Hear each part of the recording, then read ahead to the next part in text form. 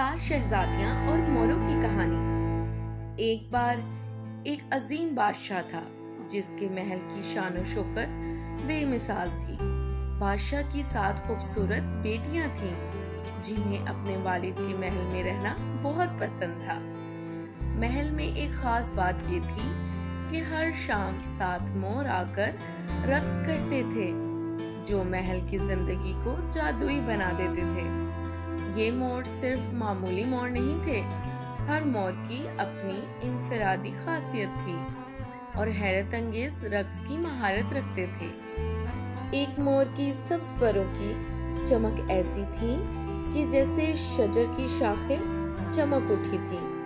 दूसरा मोर नीले रंग की झलक फैलाता था, तीसरा सोने की तरह चमकता था और बाकी मोरों के रंग और रक्स भी बेहद दिलकश था। बादशाह की बेटियां हर शाम इन मोरों के रक्स की महफिल में शिरकत करती। मोरों का रक्स ना सिर्फ खूबसूरत था बल्कि इनकी हरकत में एक बहुत खूबसूरत दिलकशी थी जो सबको अपनी तरफ खींच लेती। बादशाह की बेटियां भी कभी कभी मोरों के साथ रक्स करने की कोशिश करती और ये लम्हे महल में खुशी और जिंदगी का पैगाम बन जाते।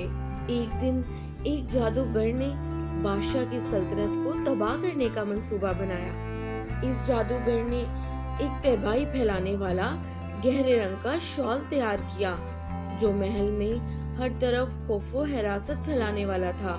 मगर बादशाह की बेटियां और मोर इसकी साजिश को नाकाम बनाने का इरादा कर रहे थे। जब जादूगर शॉल के जरिए महल के अंदर दाखिल हुआ, बादशाह की बेटियों ने फौरन अपने प्यारे मोरों को बुलाया।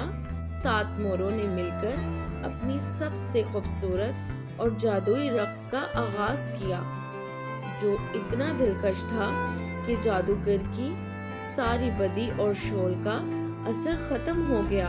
मोरों के रक्स ने जादूगर के दिल में तब्दीली पैदा की और वो अपनी चालाकियों पर पछताने लगा। इसके बाद वो जादूगर अपने बुरे इरादों को छोड़कर खैर की तरफ माइल हो गया।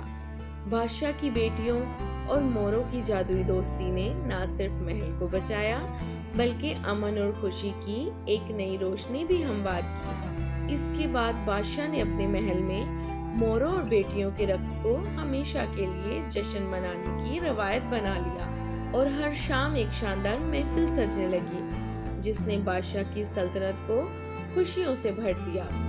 अगर आपको हमारी कहानियाँ पसंद हैं तो हमारे चैनल को लाइक करें, सब्सक्राइब करें और बेल आइकन को प्रेस करें ताकि हम आपके बच्चों के लिए मज़ीद ऐसी कहानियाँ